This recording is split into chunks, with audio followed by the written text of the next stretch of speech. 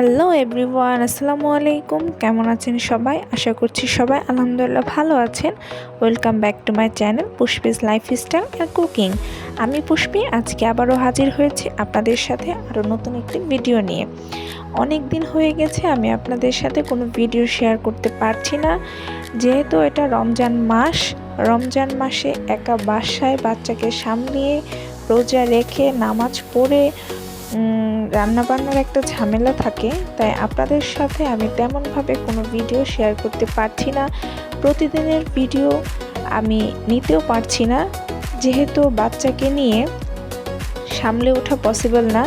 তো আমি এই ভিডিওটা অনেক দিন আগে করে রেখেছিলাম, আপনাদের সাথে শেয়ার করব বলে শেয়ার করা হচ্ছে না। আমি আজকে ইফতারে কি রান্না করব, কি আয়োজন করব সেই নিয়ে ভিডিওটি তৈরি করেছি। এটা ছিল আমার হাজবেন্ডের বন্ধের দিন, সে বাসাতেই ছিল, তাই ভাবলাম আজকে একটু বিশেষ কিছু আয়োজন করি। তো প্রথমেই কিন্তু আমি সকাল সকাল ঘুম থেকে উঠে আলু সিদ্ধ এবং ছোলা এবং ডিম সিদ্ধ করতে দিয়ে দিয়েছিলাম, এবং এগুলো কিন্তু সিদ্ধ হয়ে গেছিল। তো এখানে আমার হাজবেন্ড সাহায্য করছিল আমাকে ডিম ছোলা এবং আলু ছুলতে। যেহেতু বাচ্চাকে নিয়ে এত কিছু আয়োজন করা আমার পক্ষে সম্ভব না, যেদিন আমি ভিডিওটি করেছি ওই দিন ভেবেছিলাম যে আমি যে বাসাতে থাকি এই বাসাতে আমার প্রতিবেশীদেরকেও আমি ইফতার আইটেম দেব। এর জন্যই মূলত আমার এত আয়োজন। না হলে দুজন মানুষের জন্য তো এত আয়োজন করার কথাই না। তো এগুলো সব ছুলে রেডি করে রাখার পর আমি এখানে ছোলাটা ভুনা করে নিচ্ছিলাম। ছোলা ভুনা করার আগে আমি তেলে হালকা করে ছোট ছোট কুচি করে আলু হালকা করে ভেজে নেব, এবং এগুলো পরে ছোলাতে অ্যাড করে দেব। তাহলে কিন্তু এই আলুগুলো পরে কিন্তু খেতে বেশ মজা লাগে। আমার কাছে এভাবে ছোলা ভুনা করাটা মজাই লাগে। আপনাদের কাছে কার কেমন লাগে সেটা অবশ্যই কমেন্ট করে জানাবেন, এবং আপনারা কিভাবে রোজার মাসে ভিডিও করেন এবং কিভাবে আপনারা ইফতার বানান আমাকে কিন্তু অবশ্যই বলবেন। তো এই তো আমি কিন্তু হালকা আঁচে এই আলুগুলোকে ভেজে নিচ্ছিলাম। এই সময় আমার ছেলে আমার কাছে চলে আসে এবং সে আলু ভাজতে দেখে খুবই খেতে ইচ্ছা করে তার। আমার ছেলের খুবই পছন্দের একটি খাবার হচ্ছে আলু। তো আমি এখানে আলু ভেজে তাকেও অল্প কয়েকটা আলু খেতে দিই। আমরা যেভাবে নর্মাল ওয়েতে ছোলাটা ভুনা করি, আমিও ঠিক সেইভাবে ছোলাটা ভুনা করেছি। তেলটা গরম করে সেখানে দুটো শুকনো মরিচ, তেজপাতা, দারচিনি, এলাচ দিয়ে পরিমাণ মতন পেঁয়াজ এবং কাঁচামরিচ কুচি দিয়ে খুব ভালোভাবে ভেজে নিয়েছি। ওই তো দেখতেই কিন্তু পাচ্ছেন ক্যামেরাতে আমার ছেলে আমাকে কীভাবে ডিস্টার্ব করছে। আমি যখনই রান্না করি না কেন তার তখন কোনো কিছুই ভালো লাগে না, তার শুধু তখন তার মাকে লাগে। তখন তাকে যাই দিয়ে খেলতে দেন না কেন সে কোনো কিছু দিয়ে খেলবে না। তার বাবা তাকে অনেকভাবে তার কাছে রাখার চেষ্টা করছে, কিন্তু কোনোভাবেই সে তার কাছে থাকবে না, সে আমার কাছে থাকবে। তো আমি তাকে কোলে নিয়ে রান্নাটা শুরু করে দিয়েছি। পেঁয়াজ আর কাঁচামরিচ যখন ভাজা হয়ে যায় ওই পর্যায়ে আমি এখানে আদা রসুনটা অ্যাড করে দিই, আদা রসুন বাটাটা অ্যাড করে দিই, এবং এখানে আমি পরিমাণ মতন সব ধরনের মশলা এখানে অ্যাড করে নেব, এবং মশলাটাকে খুব ভালোভাবে কষিয়ে নিব। কষিয়ে নেওয়ার পর আমি যে আগে থেকে ছোলাটা সিদ্ধ করে নিয়েছি সেই ছোলাটাকেও খুব ভালোভাবে কষিয়ে নেব, এবং কি আমি এই ছোলাতে সিদ্ধ আলু হাতে ম্যাশ করে দিতে খুবই পছন্দ করি। এই সিদ্ধ আলুটা যদি হাতে ম্যাশ করে দিই তাহলে ছোলার ঘনত্বটা কিন্তু খুবই সুন্দর হয়, একটা আঠালো একটা ভাব আসে, খেতে কিন্তু বেশ মজা লাগে। আমার কাছে এইভাবে ছোলা ভুনাটা মজা লাগে। অনেকে কিন্তু আলু কুচি করে দেয়, এটা যার যার পছন্দ, কিন্তু আমার কাছে ছোলাটা হাতে ম্যাশ করে দেওয়াটাই আলুটা হাতে ম্যাশ করে দেওয়াটাই বেটার মনে হয়। তো মশলাটা কষিয়ে নেওয়া হয়ে গেলেই কিন্তু আমি ছোলাটা এখানে অ্যাড করে দেবো।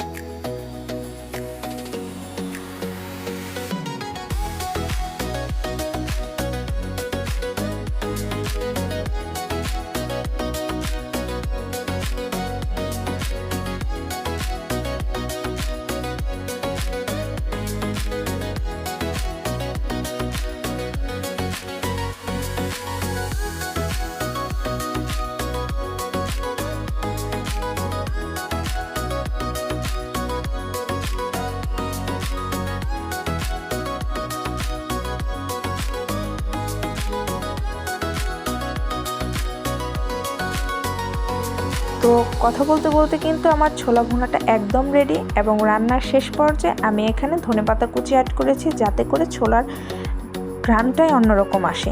তো এই তো আমার রান্নাটা কিন্তু একদম কমপ্লিট। আমি এগুলোকে এই খুব সুন্দরভাবে একটা সাইডে রেখে দিয়ে বাদ বাকি যে আইটেমগুলো আমি আজকে তৈরি করব সেগুলোই বানাবো। আমি কিন্তু ওদিন তৈরি করেছিলাম আলুর চপ, বেগুনের চপ, নুডলসের চপ, তারপরে মাংস রোল, পেঁয়াজু, মানে 5 ধরনের আইটেম করেছিলাম। তারপরে ছিল ডিমের চপ, 6টা ছিল, কিন্তু আমি আসলে সবগুলো ভিডিও ক্লিপ নিতে পারিনি। ওই যে বললাম যেহেতু বাচ্চা আছে বাসায় আর আমি একা রান্নাবান্নাটা করছি, তাই আমি ভিডিও ক্লিপটা সম্পূর্ণ নিতে পারিনি। তো আর আলুর চপ, ডিমের চপ, বেগুনের চপ এগুলো তো অবশ্যই আপনারা জানেন কিভাবে করতে হয়, তো এর জন্যই মূলত আরও নেওয়া হয়নি। আর রোজা থেকে একা হাতে এত কিছু আয়োজন করাও কিন্তু একটা কষ্ট। আর আমার পক্ষে মানে ভিডিও তো কেউ করে দেওয়ার মতন কেউই নেই, কারণ আমার বাচ্চাকে আমার হাজব্যান্ড রাখছে। যদি সে ফ্রি থাকতো তাহলে হয়তো সে ভিডিওটা করে দিত, তাহলে হয়তো আমি সম্পূর্ণ ভিডিওটা আপনাদের সাথে শেয়ার করতাম। তবুও আশা করছি আপনাদের কাছে অবশ্যই আমার ভিডিওটা ভালো লাগবে। আর আপনারা প্লিজ আমার ভিডিওটি কেউ যদি নতুন দেখে থাকেন অবশ্যই কিন্তু আমার চ্যানেলটা সাবস্ক্রাইব করে দেবেন এবং আমার পুরো ভিডিওটি দেখবেন একদম না টেনে।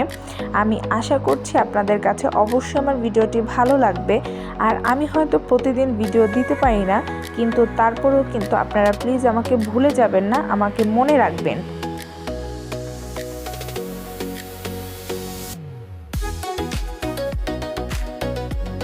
আমি এখানে আলুর চপ এবং ডিমের চপের জন্য আলুটাকে ম্যাশ করে নিচ্ছিলাম। খুব ভালোভাবে ম্যাশ করে নিয়ে এখানে পরিমাণ মতন মশলা অ্যাড করে দেব। এরপর ডালটাও ব্লেন্ড করে নিয়ে পেঁয়াজ কাঁচামরিচ দিয়ে একদম ভালো করে মাখিয়ে নিয়েছি এবং এক চুলায় কিন্তু আমি পেঁয়াজটা ভাজতেও দিয়ে দিয়েছি। ওই দিন কিন্তু আমার হাজব্যান্ড আমাকে প্রচুর পরিমাণে হেল্প করেছে, কারণ সে আমাকে ভাজতে সাহায্য করেছিল বলেই আমি কিন্তু তাড়াতাড়ি সবগুলো রান্না করতে পেরেছিলাম। এরপর ছোলার মধ্যে কিন্তু আমি টমেটো কুচি এবং শসা কুচি অ্যাড করেছিলাম এবং আমার ইফতারিতে ছিল খেজুর, জিলাপি, মালটা, আপেল আর সব ধরনের ভাজা পোড়া আইটেমগুলো আমার ইফতারিতে ছিল এবং বুন্দিয়া ছিল। তো এই তো আমার ইফতারি প্লেট একদম রেডি।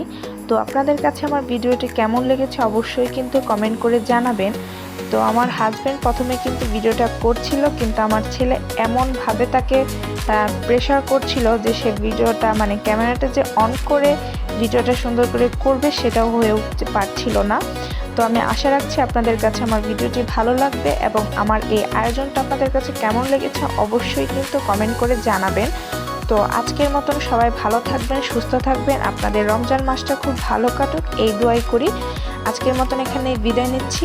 আল্লাহ হাফেজ।